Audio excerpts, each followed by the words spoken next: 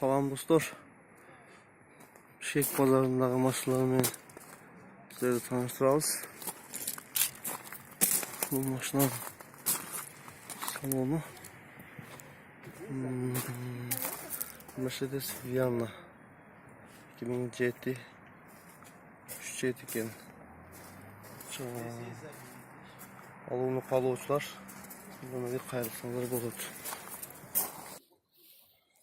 Honda CR-V Probegi 170 bin 2007 ekan. 0555 02 02 69'ga salıp sorsanızlar bo'ladi. Honda Fit Probegi 970 2004 ekan.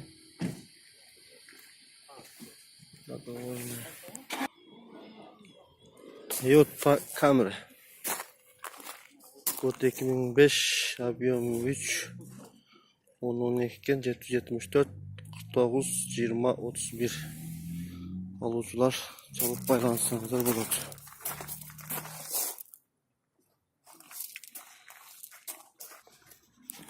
Honda Odyssey Probegi 161 автомат коробка ekan. 2.3 идеальный состояние 51 bin 67 12 66 aluvchilar alıp baylansanızlar bo'ladi. Honda Stream 2001 автомат коробка 0700 64 88 88 alıp baylansanızlar bo'ladi.